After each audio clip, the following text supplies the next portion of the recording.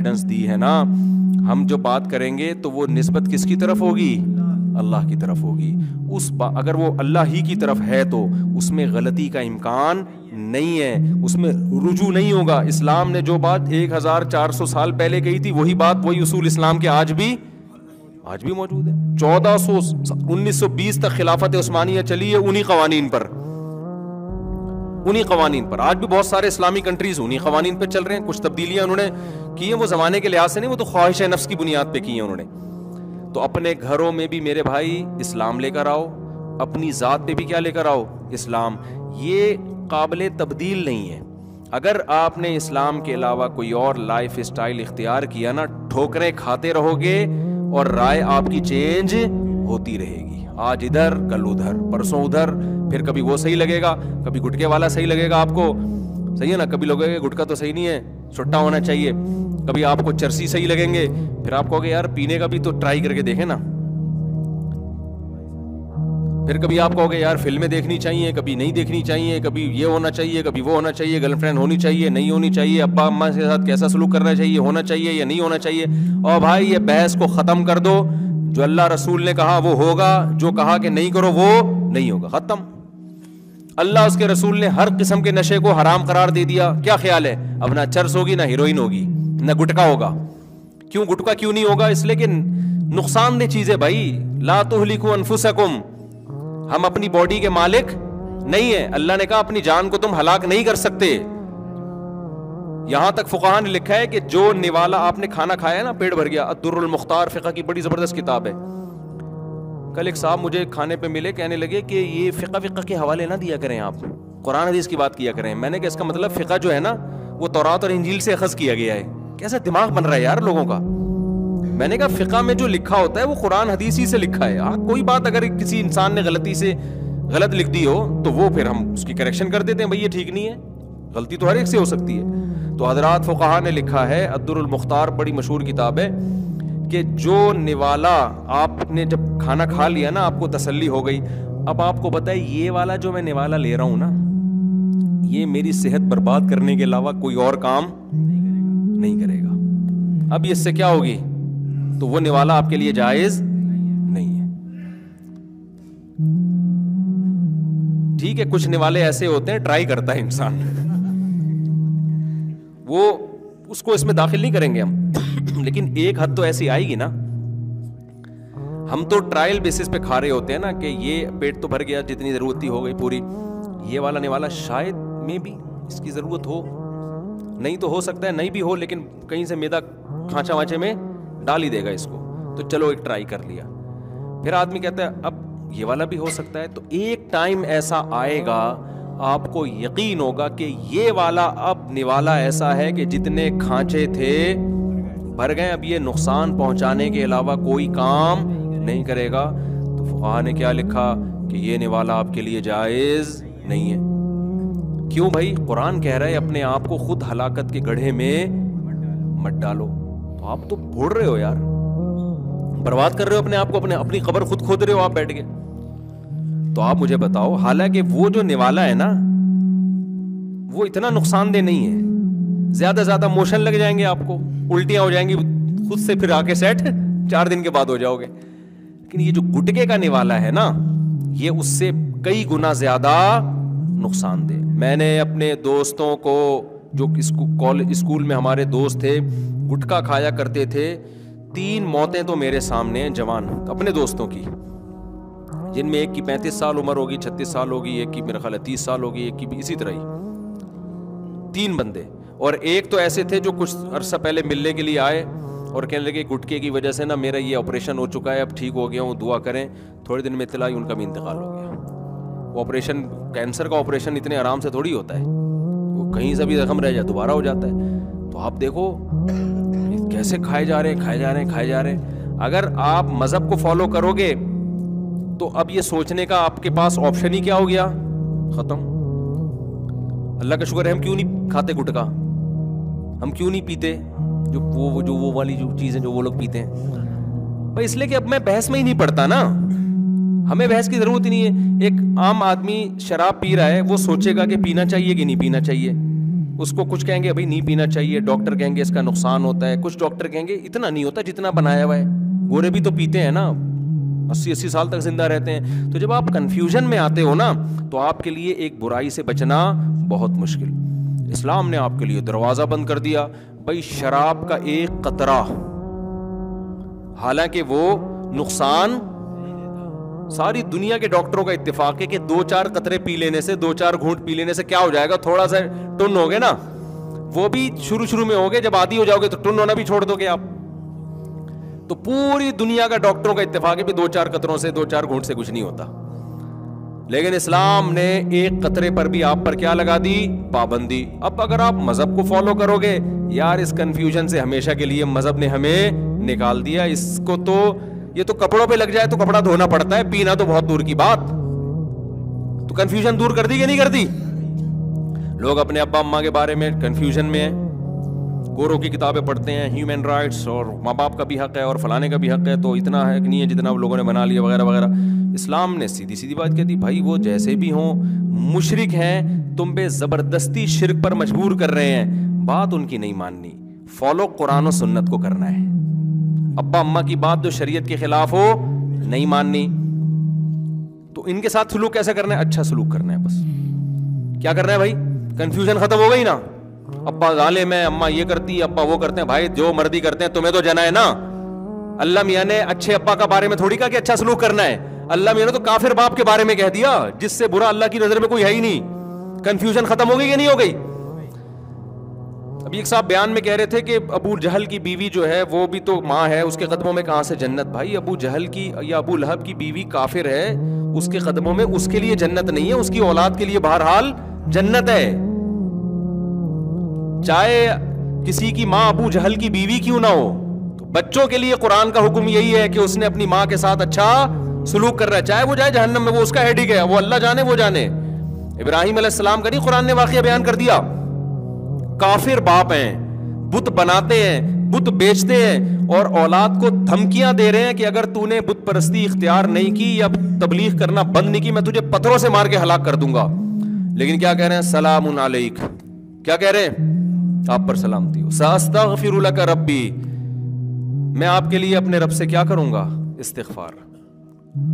بعد میں اللہ نے پابندی لگا دی استغفار پر, لیکن ابراہیم علیہ السلام کا رسپانس تو یہی گیا, انہو کان بی حفیہ, میرا رب آپ پہ مہربان ہو یا نہ ہو, مجھ پہ ہے بہرحال, تو ہو سکتا ہے میری وجہ سے آپ کو بخش دے. کیسا خوبصورت رپلائی ہے یا نہیں ہے؟ تو کنفیوژن مذہب نے ختم کی کہ نہیں کی؟ ہاں ایک اشکال آپ کو ہوگا کہ یار اتنا نیک بن کے ابا کے سامنے ہے بڑا مشکل کام, کیونکہ بعض دفعہ ابا بالکل ہی کنٹرول سے باہر ہوتے ہیں. اتنا ہی جھکے رہو گے تو کوٹتے رہیں گے, پیٹتے رہیں گے, دباتے چل.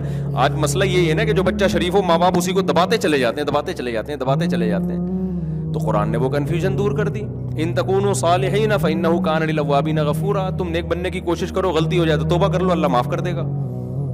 یعنی ہم نے یہ تھوڑی کہا کہ بالکل ابراہیم جیسے بن جاؤ, وہ تو اللہ کے خلیل تھے, تم تو کراچی میں رہتے ہو, یہاں تو ڈپریشن کے اور بہت سارے مسائل ہیں.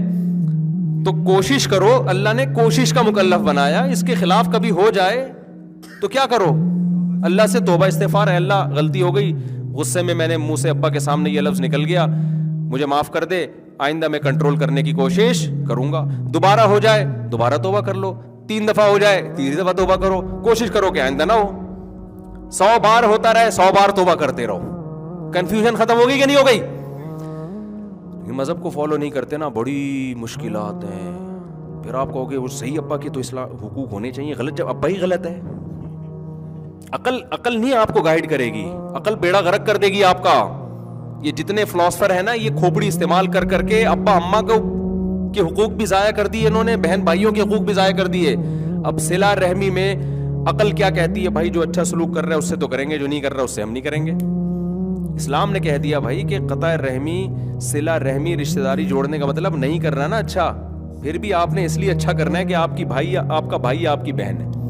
ہاں یہ ضرور ہے کہ اچھا کرنے سے اگر نقصان ہونا شروع ہو جائے, قطع رحمی کا ذریعہ بنے, تو پھر تھوڑا ریزرو ہو جائے, کیونکہ مقصد تو اچھے سلوک کا جوڑنا تھا نا. وہ جوڑنے سے مزید ٹوٹ رہا ہے رشتہ, تو شریعت کا مقصد ہی حاصل نہیں ہو رہا نا. بالکل اس کی مثال ایسے جیسے باپ یا ماں اگر بہت زیادہ برا سلوک کر رہے ہو, بہت ظلم کر رہے ہو, تو ہم کہتے ہیں بھائی الگ ہو جاؤ.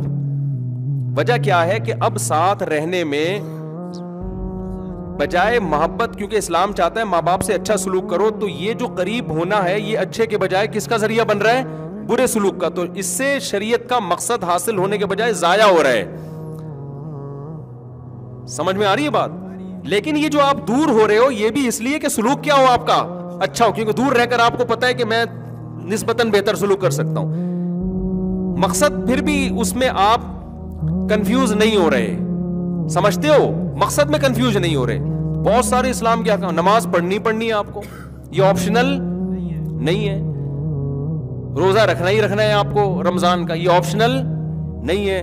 زکوٰۃ نکالنی ہی نکالنی ہے, قربانی اگر واجب ہے تو کرنی ہی کرنی ہے, لوگوں سے مسکرا کے بات کرنی ہے, ٹھیک ہے نا.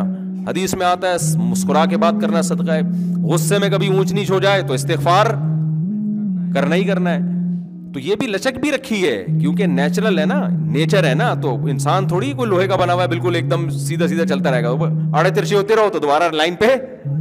اب ایک کراچی کی روڈوں پہ سفر جو کرتا ہے اس کو تو یہ مسئلہ بہت اچھی طرح سمجھ میں آتا ہے نا. آپ بتاؤ کراچی میں کوئی ایک مائی کا لال ایسا ہے جس نے ہمیشہ پورا روڈ پہ ہی سفر کیا ہو؟ کچے میں اتارنا پڑتا ہے آپ کو, کھڈا آ رہا ہے آگے, گٹر آ رہا ہے. ابھی میں نیو کراچی کے راستے سے جا رہا تھا تو وہ ایک اتنا بڑا گٹر کھلا ہوا ہے نا, اس سے ایسی نہریں بہ رہی ہیں نا گٹر لائنوں کی. نیو کراچی میں دیکھا ہے آپ لوگوں نے آگے جا کے؟ میں نے اپنے جو میرے گارڈ تھے ان سے میں نے بولا کہ یار یہاں گاڑی روکتے ہیں. ابھی ہم نے سوئٹزرلینڈ کے ولاگ بنائے, پیرس کے بنائے, جرمنی کی آبشاریں, میں نے کہا بہترین ہو جائے گا یار. تو میں نے کہا دیکھو ایسا نہیں ہے کہ ہمارے پاس آپ جا کے دیکھو میرے مشورے پر. جب آپ نیو کراچی والے راستے سے گلشن معمار جاتے ہو نا, راستے میں پورا جو سوات کا دریا ہے نا, مذاق نہیں کر رہا میں, آپ سمجھو گے یہ دریا کے اتنا پانی گٹروں سے ابل رہا ہے. آج صبح اس میں ایک ٹرک الٹا ہوا تھا نا. اچھا میں روزانہ دیکھتے تھے اس میں ٹرک الٹ کیوں نہیں رہے.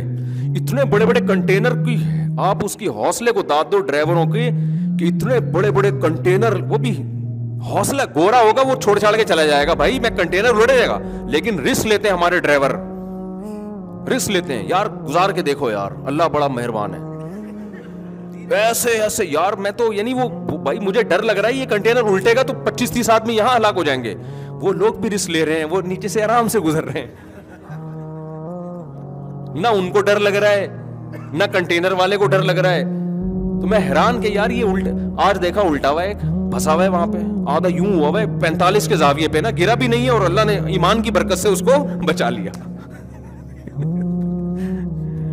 ڈرائیور پتہ نہیں کہاں سے اترا ہوگا, دیکھا تھا نا, یہ بھی میرے ساتھ تھا, اس سے پوچھ لیں, یوں ٹرک یوں ہوا ہے. پھر ہم نے کہا اب تو راستہ ہی بند ہو گیا, کم از کم ایک آبشار کے بیچ میں سے ہم گاڑی لے کے جایا کرتے تھے.